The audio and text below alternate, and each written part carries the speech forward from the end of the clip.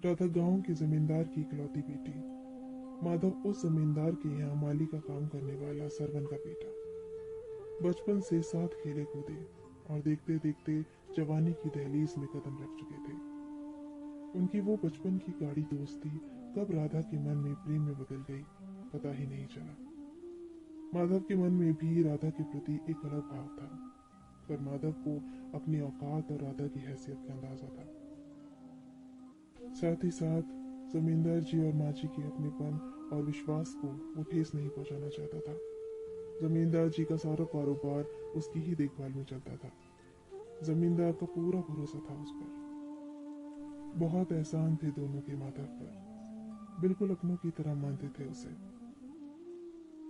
इसलिए वो राधा की भावनाओं को समझकर भी अनजान बनने की कोशिश करता रहता और ना चाहते हुए भी अपने जज्बातों पर पत्थर रखकर वो राधा से एक दूरी बनाकर रखने लगा।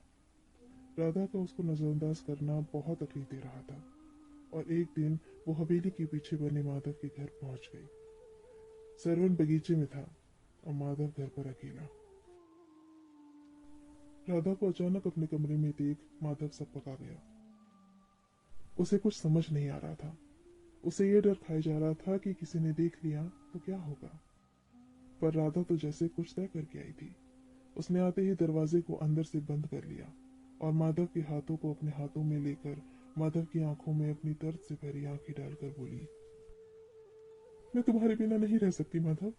मुझे तुम्हारी ये बेरुखी मार डालेगी। तुम ऐसा क्यों कर रहे हो? मैं जानती हूँ तुम्हें मुझसे प्यार है।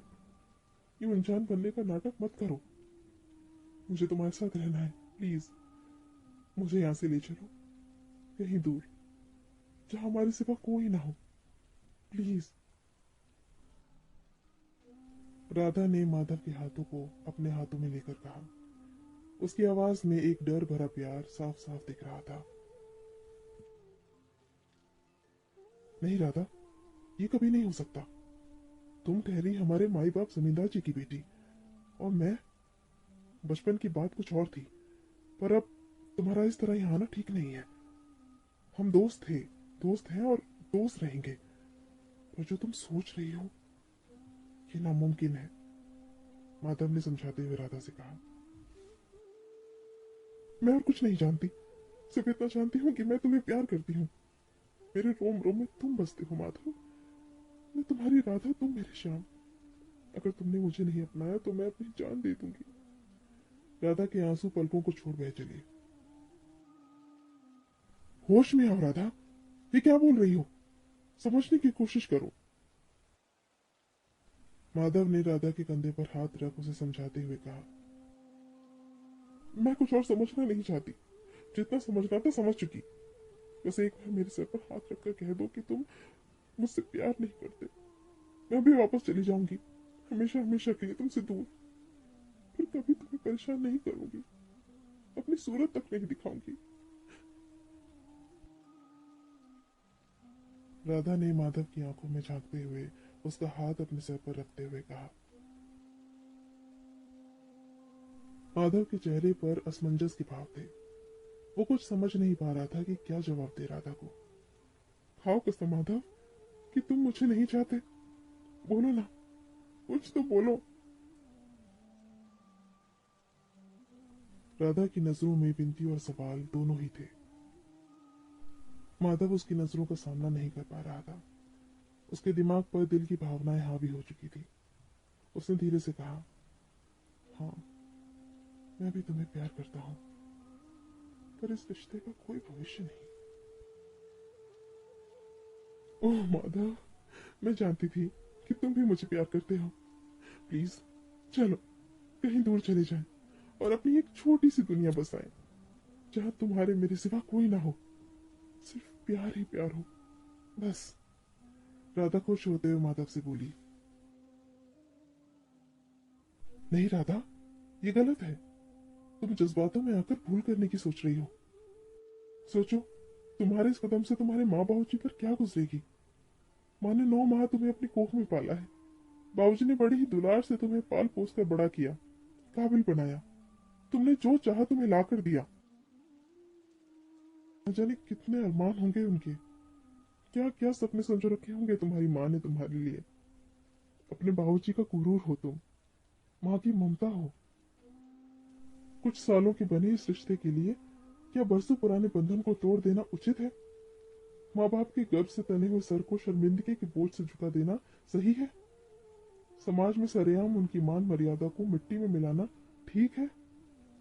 ताउम्र उन दोनों को समाज के ताने सुनने को छोड़ देना जायज है? अगर हम अपनी खुशी और स्वार्थ के लिए कहीं भाग चलते हैं तो क्या हमारे माँ बाप शर्म को लेकर जिंदा रह पाएंगे? जरा सोच कर देखो राधा। हम दोनों एक दूसरे को बचपन से जानते हैं, साथ खेले कूदे, साथ साथ बड़े हुए। और जैसे गरीब को बाबूजी और माँ जी से सगे माँ बाप जैसा प्यार मिला, उन्होंने कभी भी मुझे एक माली का बेटा होने का एहसास नहीं होने दिया। आज भी मैं हवेली में बेधड़क कहीं भी आ जा सकता हूँ, यहाँ तक कि तुम्हारे साथ भी कहीं भी चल सकता हूँ। वो सिर्फ इसलिए कि उन्हें मुझ पर उतना ही भरोसा है जितना तुम पर। क्या इस विश्वास की डोर को एक झटके में तोड़ देना तुम्हें गलत नहीं लगता राधा? राधा बड़ी हैरत से उसकी बातों को सुन रही थी, पर जवाब नहीं सूझ रहा था उसे। और हमारा प्यार माधव, क्या उसकी कोई कीमत नहीं? क्या हमारी खुशियों का कोई मोल नहीं? राधा ने सवाल किया। राधा, इस जहां में ऐसी अनगिनत प्रेम कहानियां हैं जिनका अंत हमेशा खुशनुमा रहा हो ऐसा जरूरी नहीं। कुछ तो बहुत ही दुखद मोड़ पर आकर अपना दम तोड़ बैठी, और कुछ आज भी उसी खूबसूरती के साथ जिंदा है। भले ही उसके प्रेम पक्षी एक दूसरे से कभी मिल न पाए, फिर भी उन दोनों का प्रेम उनकी धड़कनों में धड़कता है। वो दूर रहकर भी एक दूसरे के पास होते हैं हमेशा। वैसे ही हमारा प्यार भी एक दूसरे के लिए हमेशा रहेगा, जो हम दोनों के दिल में धड़कन की तरह धड़कता रहेगा, लहू बन के नसों में बहता रहेगा, अंतिम सांस तक सांस बनकर चलता रहेगा। हम कहीं भी रहें और एक दूसरे की मौजूदगी का एहसास हमेशा अपने आस पास पाएंगे। प्यार भी तो एक एहसास ही है ना राधा? और वैसे भी राधा कृष्ण का प्रेम भी तो अधूरा ही था, पर आज भी प्रेम को परिभाषित करने के लिए उन दोनों के प्रेम से बेहतर कोई उदाहरण हो ही नहीं सकता। और तुमने ही तो कहा है कि तुम मेरी राधा और मैं तुम्हारा श्याम, तो उनके जैसा ही प्यार अपना भी तो होना चाहिए ना? माधव ने बड़े प्यार से राधा की नजरों में झांकते हुए कहा। राधा किंग कर्तव्य विमूढ़ सी माधव के चेहरे को देखती रह गई। उसकी नजरों में प्यार के साथ साथ माधव के लिए आकाश श्रद्धा उमड़ आई थी। उसने झुककर माधव के पैर छू लिए। उसकी इस हरकत से माधव हड़बड़ा के पीछे हट गया। अरे, ये क्या कर रही हो? राधा की बाह पकड़ उसको उठाते हुए माधव बोला। माधव, मैं ये तो जानती थी कि तुम बहुत ही शरीफ और संस्कारी हो, और आज तुम्हारी बातों ने तुम्हारी इज्जत मेरे दिल में और बढ़ा दी। तुम सच में बहुत ही महान हो माधव। मैं खुशकिस्मत हूं कि मुझे तुमसे प्यार हुआ। तुम सच कह रहे हो, प्यार एक एहसास ही तो है जो हमेशा साथ रहता है, भले ही हम एक दूसरे से दूर हों। अपने माँ बाप को दुखी करके हम कैसे खुश रह सकते हैं? मुझे माफ करना माधव, मैं जज्बातों के भंडार में उलझ के स्वार्थी हो गई थी। मुझे अपनी खुशी के अलावा कुछ दिख ही नहीं रहा था, और तुमने मुझे सच्चाई का आईना दिखाकर जिंदगी भर के अपराध बोध से बचा लिया। हर बार की तरह आज भी एक आखिरी एहसान और कर दो माधव, फिर मैं चली जाऊंगी तुमसे दूर, हमेशा हमेशा के लिए। तुम कह के तो देखो राधा, इसमें एहसान कैसा और कहाँ जाने की बात कर रही हो तुम? आगे की पढ़ाई के लिए बाबूजी मुझे अमेरिका भेजना चाहते हैं, पर तुमसे दूर जाने के डर से मैंने मना कर दिया था। पर अब मैं जाना चाहती हूँ, क्योंकि मुझे डर है कि अगर मैं यहाँ रही तो तुम्हें देख अपने आप को शायद रोक ना पाऊँ। इसलिए मेरा चले जाना ही बेहतर है। और वैसे भी वहां मैं अकेली कहाँ होंगी? तुम्हारे प्यार का एहसास तो साथ रहेगा ना हमेशा। राधा ने डबडबाई आंखों से माधव से कहा। नहीं राधा, तुम क्यों जाओगी? मैं ही चला जाता हूँ। मैंने तो पहले ही जाने का फैसला ले लिया था। सोचा है कि शहर जाकर कुछ काम कर लूंगा। कुछ पैसे जमा करके अपने बापू को भी बुला लूंगा। उनका और कौन है मेरे सिवा। तुम्हारी यादों के सहारे सारा जीवन कट जाएगा। बस मेरे होठों पे इतनी ही दुआ होगी कि तुम जहां भी रहो खुश रहो। बस इतना ही अरमान है मेरा। तुम कहीं नहीं जाओगे माधव। बाबूजी को तुम्हारी जरूरत है। वैसे भी उनकी उम्र हो आई है। उनके कारोबार को देखने के लिए कोई तो अपना चाहिए। तुमसे बेहतर और भरोसेमंद कौन हो सकता है? बाबूजी भी तुम्हें अपने सगों से ज्यादा मानते हैं। मेरी बात मान लो और यही रहो प्लीज।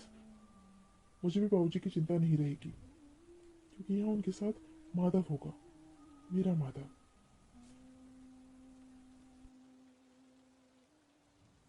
माधव को उसकी आंखों की बेबसी और उन पर लरसते आंसू देखते न बन रहे थे। सच तो ये था कि रो तो वो भी रहा था, पर अपने आंसुओं को उसने अपने दिल में कहीं दबा रखा था। वो राधा को और कमजोर नहीं पड़ने देना चाहता था। ठीक है राधा, जैसा तुम चाहती हो वैसा ही होगा, माधव ने उसके हाथों को अपने हाथों में लेते हुए जवाब दिया। राधा उसे लता की मानिंद लिपट गई, मानो वो उसमें समा जाना चाहती हो। माधव ने भी उसे अपनी बाहों में भर लिया, क्योंकि उन दोनों को पता था कि ये शायद उन दोनों की आखिरी मुलाकात हो। राधा के आंसू की नमी माधव को अपनी पलकों पर महसूस हो रही थी, और ना लाख चाहते हुए भी उन दोनों के अश्कों ने पलकों का दामन छोड़ दिया।